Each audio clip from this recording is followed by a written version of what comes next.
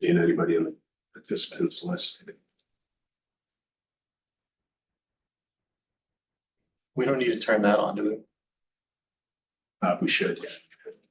Is that just?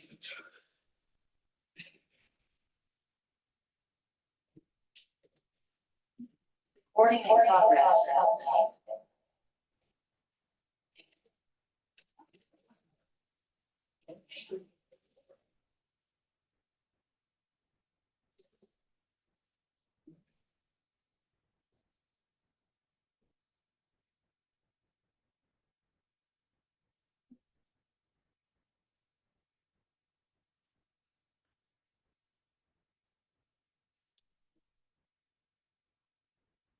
Okay, this is the August 13th Police and Court Building Committee.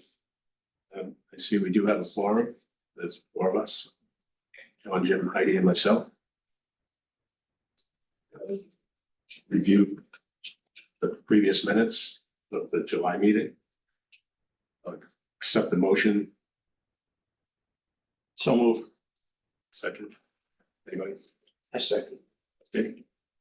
Motion by John, seconded by Jim. All those in favor? Aye.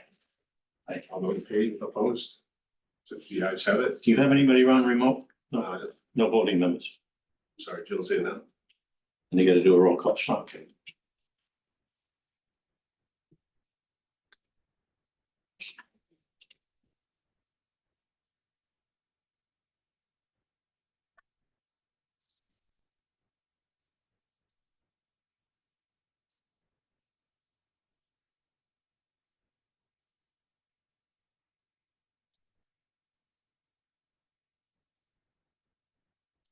Okay, so we'll do a roll call vote to accept and approve the minutes of the July meeting. John, Yes. Jim, Yes. Heidi? Yes. Jill? I'm gonna abstain it because I don't think I was there. I didn't, and I wasn't here for the discussion, so I'll abstain.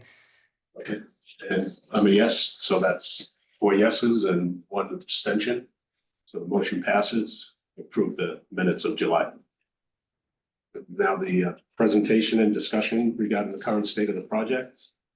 Would that be you, John? Yeah, I can share.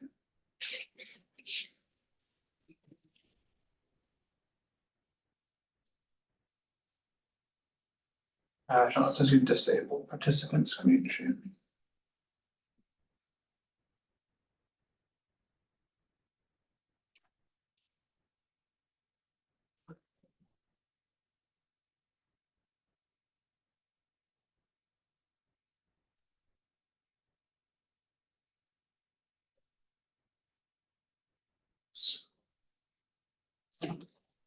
I got it now. Okay.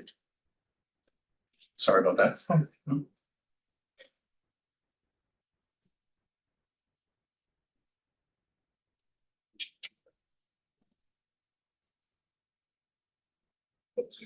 right, we can see all this.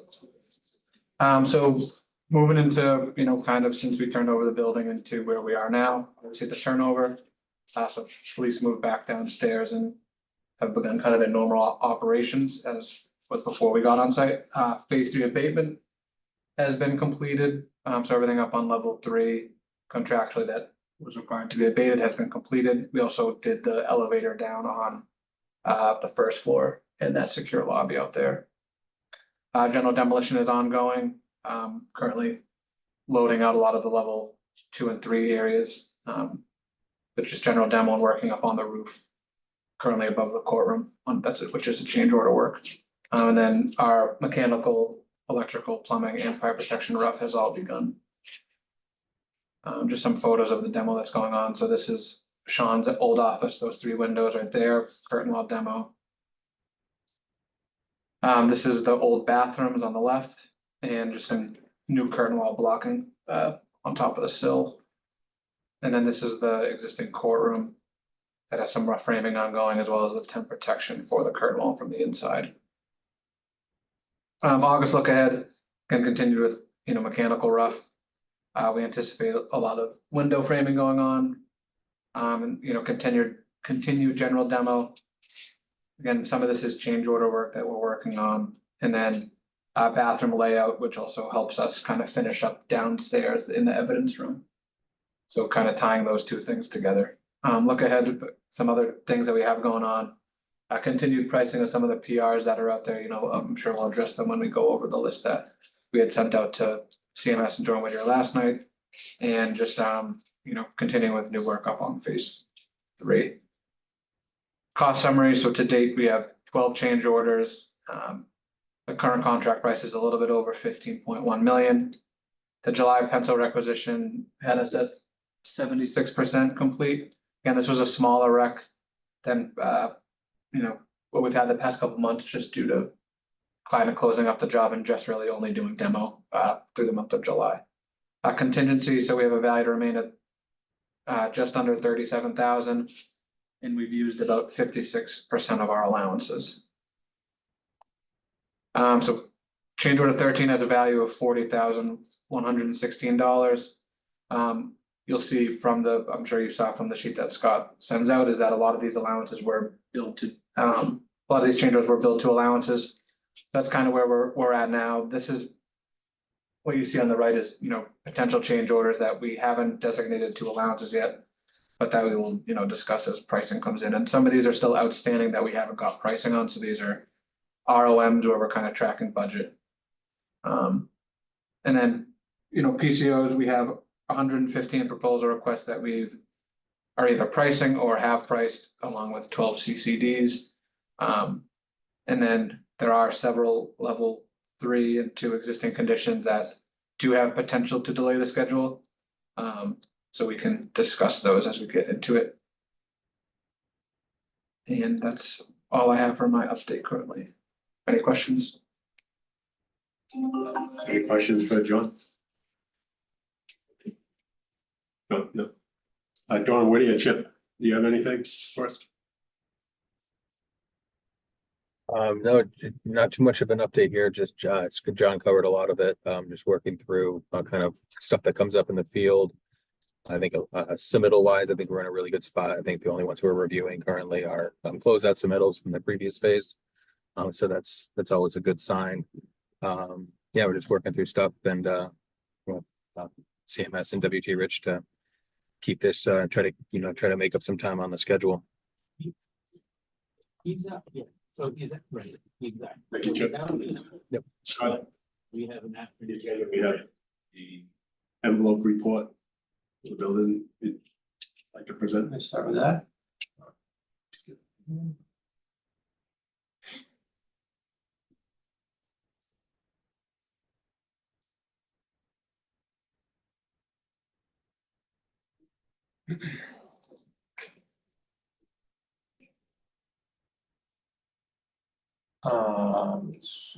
I'll just run through this.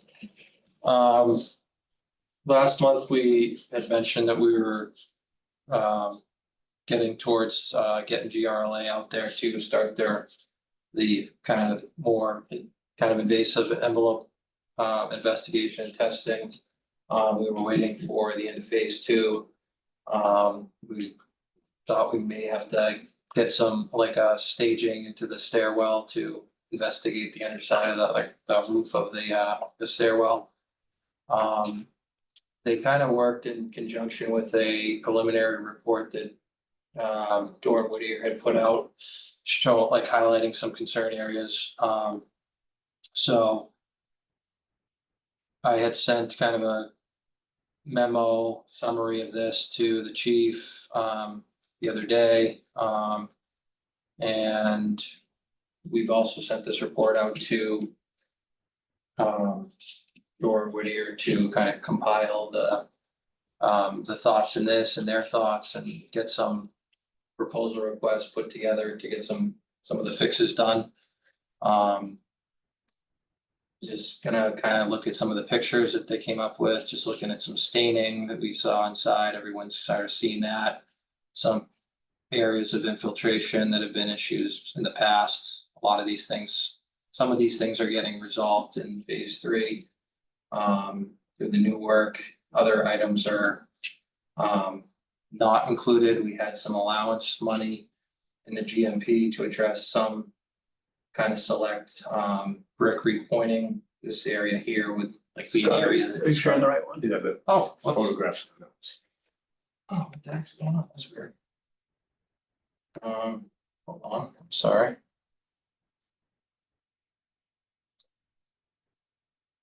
Can you also explain what GRLA is? Yeah, Gorman, Richard, Lewis, Architects. That's the company that did the envelope study. Envelope study basically involves trying to figure out where the water is coming into the building. Sorry, I thought it would automatically go over, sorry.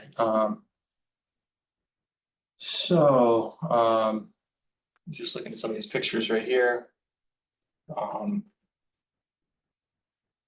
Some cracks in masonry, the step cracking, that there's a few of these areas around the building. This is probably the worst one. Kind of by the Sally Port. You can see some kind of separation of the brick here.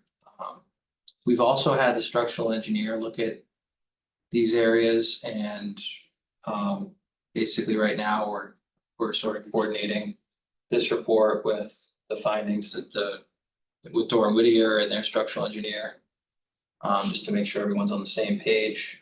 They highlighted some, deterioration in different areas, like this is near the front entrance where there's some spalling on the brick that they recognized as a concern for water penetration. Easier to absorb into a spalling brick than, a new brick. This is the new ceiling area. We did address this issue here with caulking. They recognized that the cap on the top was,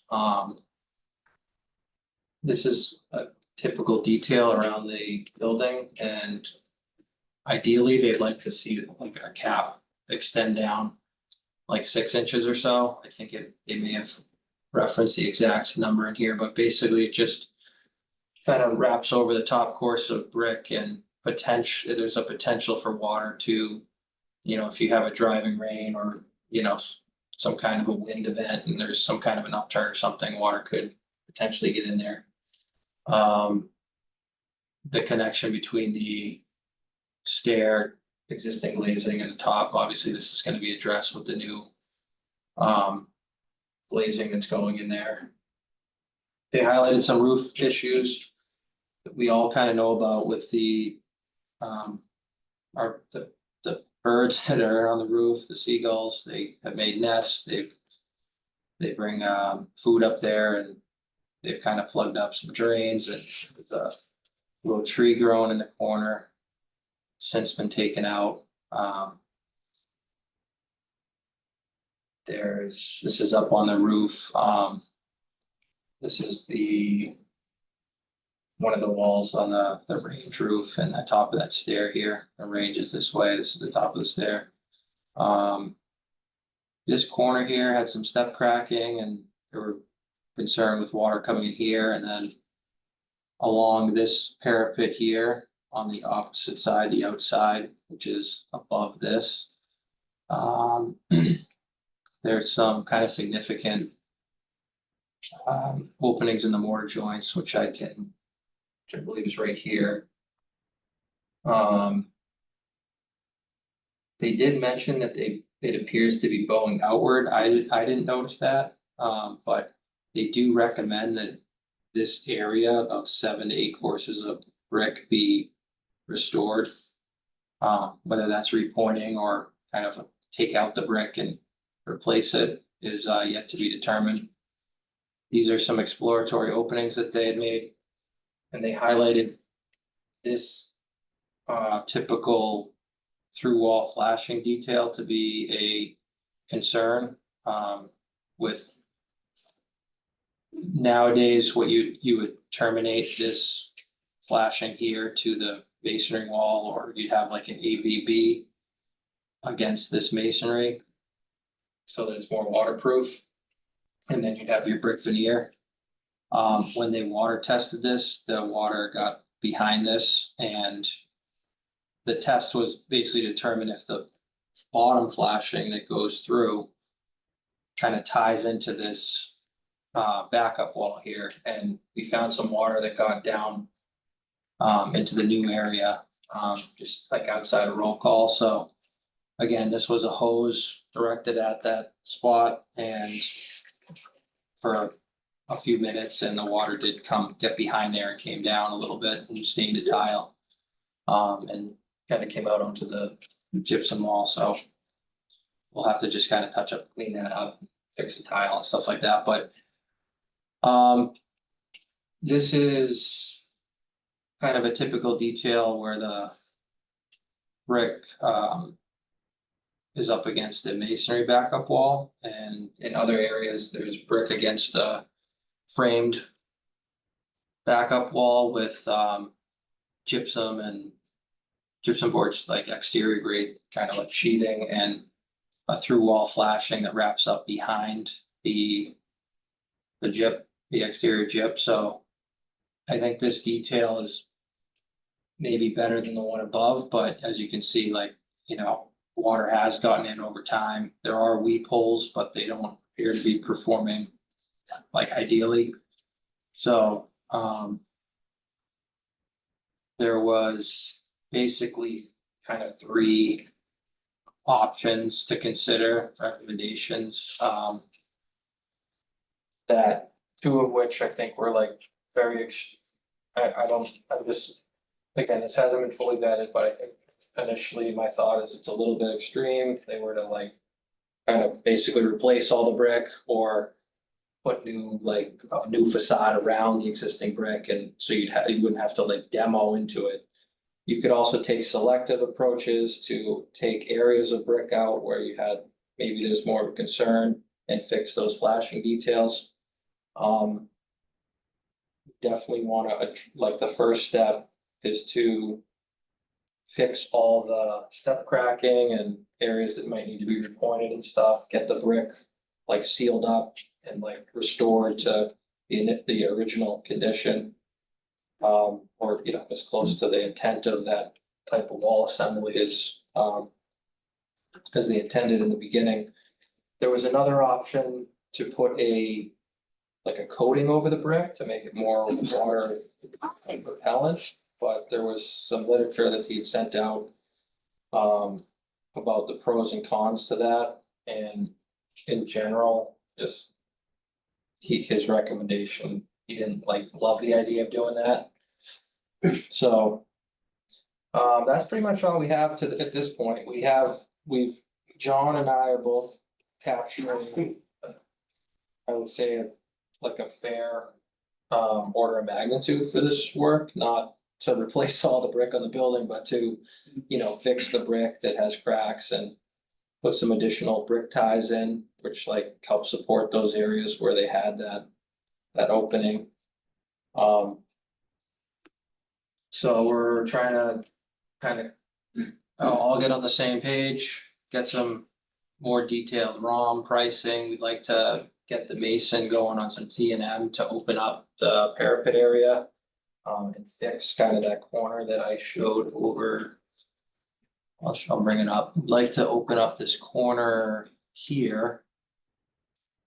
And we have to open this up anyways, so we can fix this at the same time, and we can open up those upper courses of brick from the outside and get a full picture of what the condition is there and how deep, how involved it'll be to fix all that. Any questions for Scott? Scott, this study was just done recently? Yeah. My general question is, how did they miss all this in the beginning? I mean, the building didn't change. Those step cracks were there. I mean, how did we not know that we were gonna have to fix this stuff and include it in the initial bid? This is ridiculous. We put a whole new inside of the building. Now we're looking at replacing the outside. It doesn't make sense to me. I understand the work has to be done. We're way too far in, but we gotta look, when this is all said and done, the city's gotta look at, errors and omissions in the initial stages of design and architecture of this building. And this plan, this project. Brad has his hand up. Brad, go ahead. Yeah, to respond to that. So some of these things will not have to be done, right? They're kind of something that, because they're not a structural issue, right? Some of them are going to be more of an aesthetic issue. And I think we all have to go back to where we were when we were starting to go and put this job back out on the street and bid this job. We actually had, because the powers that be went and said that this project was going to need to be reduced in order to have it pass muster with the city. And so we were looking at ways to value engineer and to take things out of the job, right, that didn't have to be in at that point in time. So there's a lot of these things. So, you know, John, when you start talking about errors, omissions, I think we've got to go back and look at the things that we were asked to do. Okay, when we do it, we would have done a heck of a lot more on this job if everybody had the money to go and do it, but that wasn't the case. So I just like to make that point. Thank you, Brad. Any other questions? No more questions? Okay, we'll move on. So there's been some discussion in regards to the ADA ramp at the main storefront doors. And that kind of transitioned into 3 separate options. I know the DPW is gonna have a lot of involvement in that. So I'm not sure how much of a discussion we want to take it Is today. that something where we don't have Mike Sean, that we might be able to put that off till the next meeting? I agree. I think we should put it off, save it for when the DPW director is here, maybe he can help address that. And some decisions still need to be made in regards to the various options available. So put that off and we'll table it till the next meeting. I assume that would be also the case with the paving of the parking lot as well. You need a motion for that, Sean? This is on the agenda. It is on the agenda, yes, so, okay, so I'll accept the motion to table that in regards to the plaza area, 3 options. We'll table it till the next meeting when the DPW director is available, and accept the motion. In the parking lot. Okay, we'll also do the parking lot in the same motion. Okay, so moved. Second. And Jim, okay, John's motion, seconded by Jim. We'll take a roll call vote on that. Jill Cahill, Yes. John McCarthy. Yes. Jim Whaley, Yes. Heidi Fiallo, Yes. Sean Bushy, yes. The ayes have it, that's unanimous. Okay, so we'll move on to the presentation and approval of the outstanding invoices and requisitions. Scott? Yep.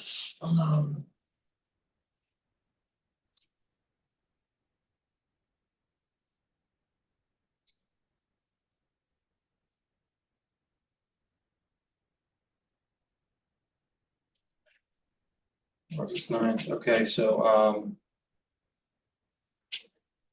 this is the payment recommendation letter for August. These includes all the bills that we received in, July. We had Dorn Whittier Architects invoice number 168 for $23,566.17. WT Rich, application number 15, $221,442. CMS, GPD number 17 for 24,000.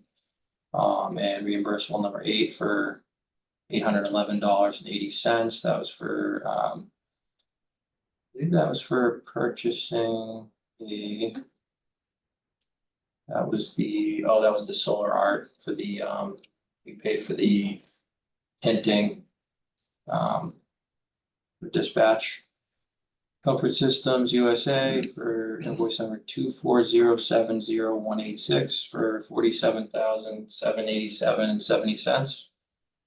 And Diamond Relocation, that was a mover for invoice number 4976 for $12,638. So the total due for the previous month is $330,245.67. Any discussion? Do you mind going to the backup for Yeah. Comfort Systems? Sure. That's the solar. ECM. This is your security vendor. Can you see? Oh, yeah.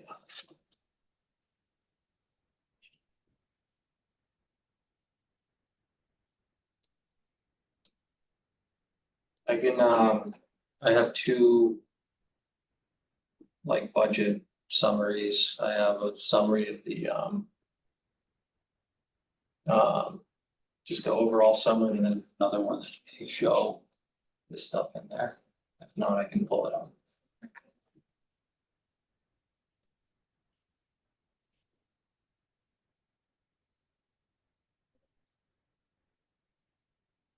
This is just a partial payment towards their like overall work that they did. Their contract value was like $313,000 roughly. So this was for door, sorry, and the glare, it's, So the walk-up window, door station for the bell and speaker side of dispatch. um, But so this company is our security vendor. They did our doors, cameras. okay. Any questions on ECM? Oh, some more items. Through more. You can see they're mostly is. Some of it's built 100%, some of it's 50.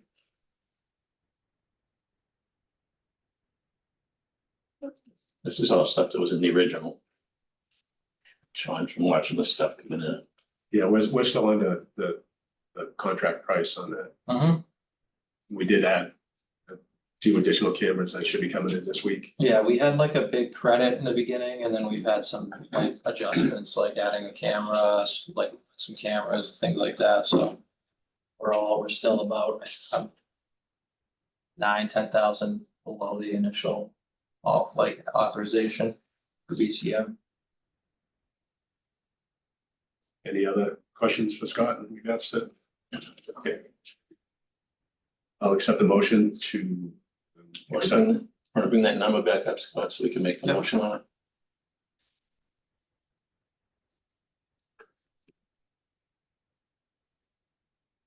I'll accept the motion to recommend for payment, the invoice totaling $330,245.67. So moved. Anybody second it? I'll second. Okay, motion by John McCarthy, seconded by Jim Whalen. Pay the invoice. Jill Cahill, Yes. John McCarthy. Yes. Jim Whalen, Yes. Heidi Fiallo, Yes, Sean Bushy, yes. That's unanimous, the ayes have it.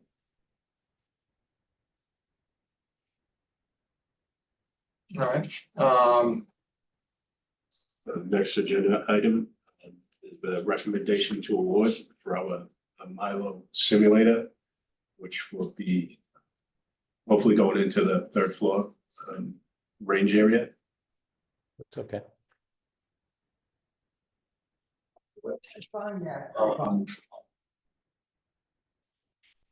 So here, this is just a request to award letter that we put out, this is for the Milo Interactive Range Firearms Training Simulator. If, this is all within our budget allowances, within FF&E, the technology. The Milo, originally the department was looking at a Milo Pro system, which is a single screen, and, the Milo 180, theater systems, 3 screens, and, just a more robust package and more what we normally see for a department this size and meets all the needs for the department as far as I can understand. It's been a lot of discussion back and forth with Milo, the chief, Sean, has been working with Neil Geekus for probably over a year now. This is includes all the backup here, has, materials and equipment and labor to install the system, so the total was $97,775.25. I did confirm with the chief that he's anticipating, I think, a $75,000. There's an earmark out there for, as a grant for the system towards this, so I don't have that plugged into the budget right now, but of course, if that comes through, we can, somehow that can get plugged in. Is a regular earmark like put in by Senator Tar or Yes, sometimes they get them through and then it's up to the governor to yeah, put it. right now it fits within the budget, I can roll over to the budget, but you probably wanna. I don't know if you wanna vote for this one, the system's 45 to 90 days out, so we'd like to get a PO issued for this. Doran Whittier's finalizing some of the layout and in that room with some added steel that's going in to support some openings, existing openings under the range roof are, had some precast pretension cables cut that need reinforcing, so there's some additional steel needed. We have a PCO out there for that. I'll show you those costs in one of my next updates. Are there any questions on the simulator system? Wait, Beverly have that one, I think. We saw that one. We did see Beverly, they might, so this is a 180 system, which involves 3 screens. Beverly may have had the actual 5 screens. Yeah. I don't it think they was. had Milo, I believe it was another Oh. brand, I think. I'm not sure about that. I was pretty impressed with the 5 screens. Yeah. And, we went from 1 screen to the 3, which I think will be definitely a benefit, training, simulation. And then the accessories that go with it, so. So you'll be able to, feel your real life service weapon with some recoil. They have various accessories that'll fit into the weapon with seal cartridges, so it'll give you kind of a kick and, make you feel it will be a real service weapon. Does Is any of that substitute for MPTC required training? I don't know that, we can certainly. No, it present doesn't. that to them. Hopefully it will be someday, Yeah. But it's- I mean, all training's good, so it's like, but Sure, and, we can pick from dozens and dozens of scenarios. So one of our firearms instructors will be running that. And they can have a group up there at a time. So it'll be a good training environment for us, no question. So at that point, any other questions? We got it. Can you put the full price back up?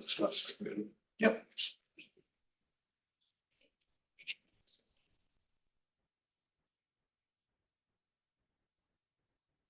Okay, so I'll accept the motion for recommendation to award the amount of 97,755.25. so moved.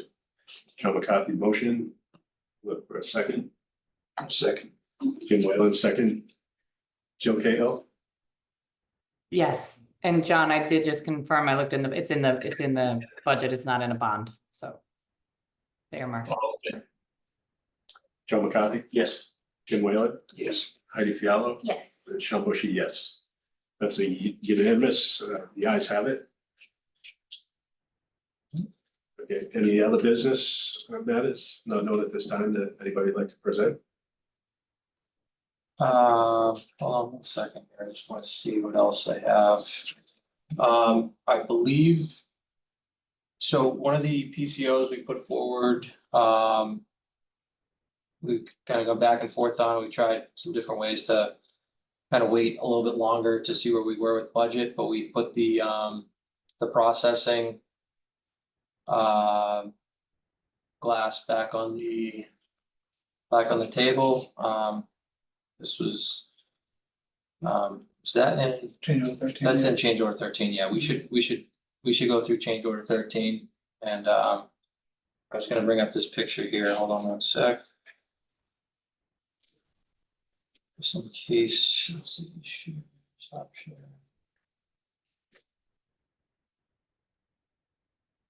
This is basically what the design was based around, this is Beverly's. So,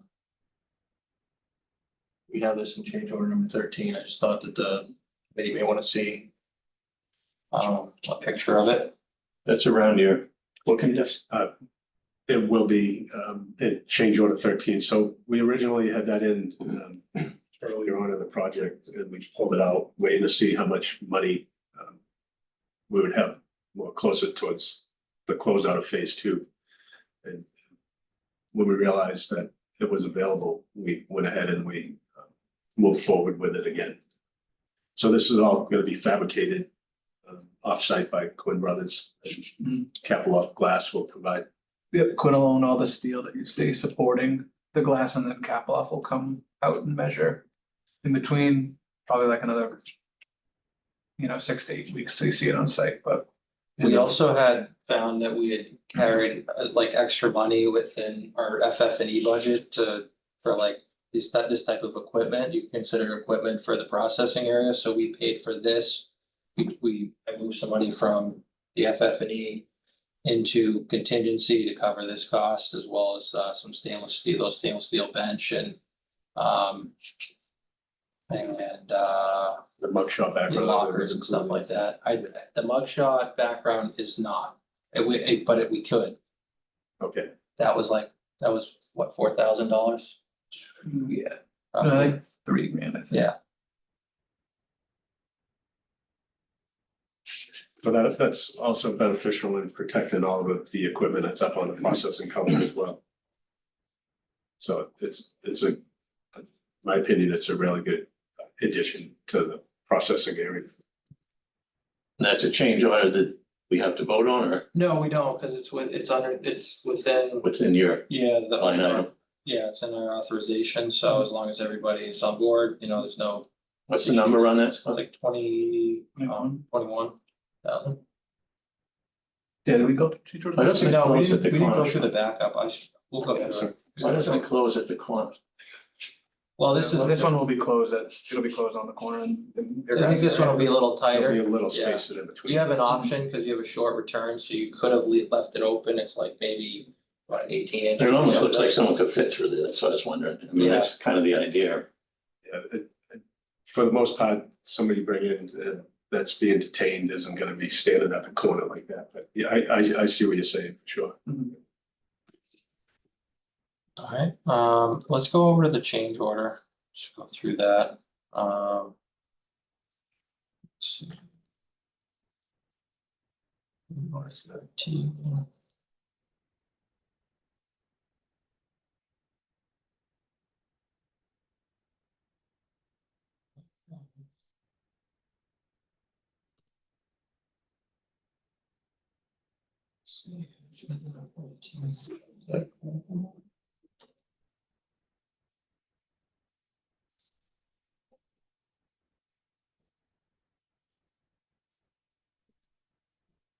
Okay, there we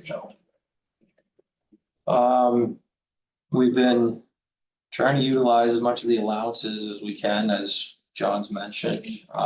So you'll see in here, a lot of these have a zero cost that's being applied to the change order, because we're drawing that from allowance money within the GMP. We had PCO 62 for existing fin tube piping and mechanical room. This wasn't shown on the drawings, and it was going out into the Sally Port, so they needed to be cut back. PCO 87, contract drawing showed no ceiling in the detaining decon room. This was T&M price to add a hard ceiling in that area. PCO 96 with some added steel in the mechanical room to support the Floor opener. the floor openings. PCO 104 with some rerouting, some duct work. $12,211 applied to this change order. PCO 120 for some the fitness for duct routing revisions. Picked that up in the allowance. PCO 131 roll call door electrical revisions. We applied that to an allowance. PCO 135. This is electrical revisions in the PD area. adding a quad outlet and some data drops, pulled that from an allowance. PCO 137, is a evidence store, swapping that out for a solid door for $2,472. PCO 138 was some electrical revisions in the court. This was also pulled from allowance. PCO 139, was adding a fire alarm, amber strobe, pulled that from allowance. PCO 141, exterior plaza ceiling sealant addition for $1,646.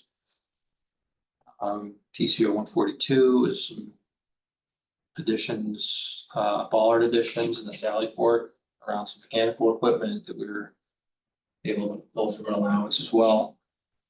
PCO 143, this was some T&M work for some, just to assist GRLA, the envelope consultant, make those openings and put the brick back for $2,381. PCO 145, that's the spit guard in processing we just talked about, $21,406. And lastly, PCO 147 was processing counter power and data additions, which we also pulled. So 7116 and 7117 is roughly a combined total of like 150,000 in electrical, like type items, that we were underutilized, so we've been using those to our advantage. Scott, what was the 12,000 for ductwork relocating? Above the main air handler, the mechanical room, there was 2 duct openings there too, right? This is where we made large evidence smaller, so we couldn't bring in the ductwork originally. Or Oh, sorry. all the electrical conduit in originally because there was an existing duct bank there, so we had to redo the wall in between large evidence and where the electric room was, so we pushed the electric room wall back, which then changed the ductwork routing that was already installed above, because you can't be above panels, so we had to reroute the ductwork through the file storage and out into the large evidence. And what kind of door was it originally scheduled for an evidence room that we had to upgrade to a solid door? Just had a small door light in it. That has Yeah, A window in it? like a window like that in it.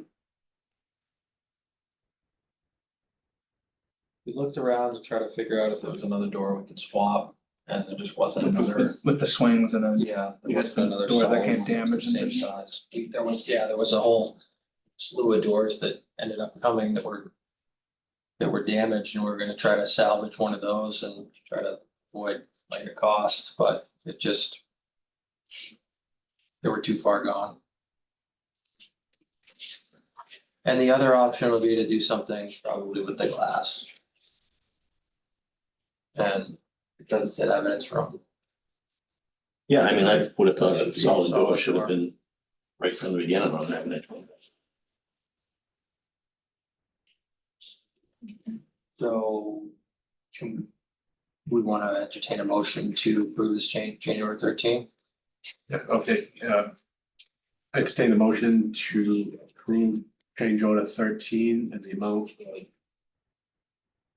I'm sorry. $40,116. Where is it? $40,116. So Second, I'll second it. okay, motion by John McCarthy, seconded by Jim Whalen. Joe Cahill, Yes. John McCarthy, Yes. Jim Whalen, Yes. Heidi Fiallo, yes. Sean Bushy, yes. That's unanimous, the ayes have it. Let me just jump over to the budget summary here. This includes all the bills that we presented today, as well as change order. I believe I put change order 13 in here. I did. Which this thing's in my way. Okay. It brings the total expended to date percentage to like 69%. The owner contingency numbers changed slightly with the additions of the movement I made from FF&E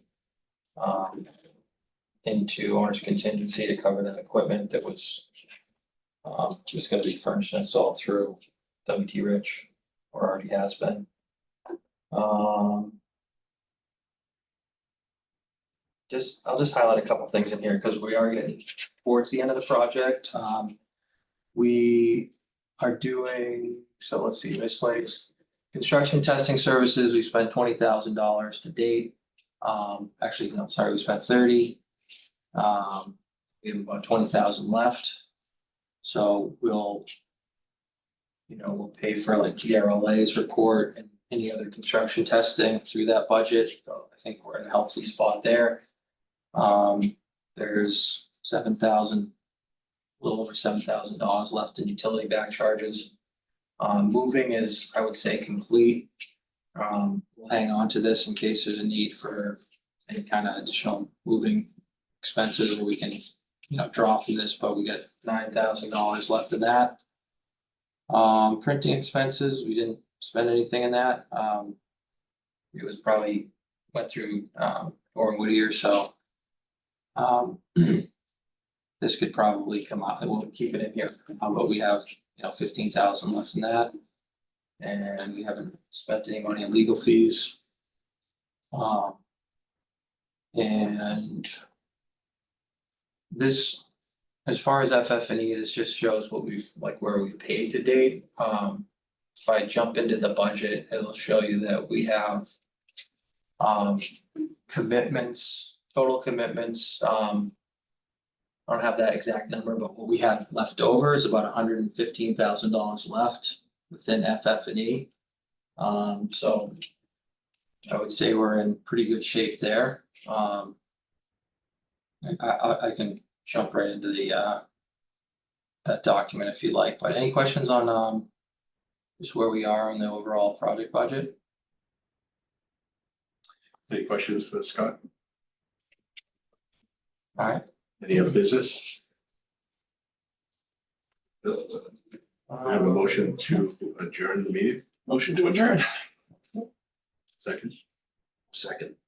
A motion by Joe McCarthy, seconded by Jim Whalen to adjourn the meeting. Joe Cahill, Yes. Joe McCarthy, Yes. Jim Whalen, Yes. Patty Fiallo, Yes. Sean Bushy, yes. So unanimous, the ayes have it. Adjourn the meeting. Thank you, everybody. Thank you.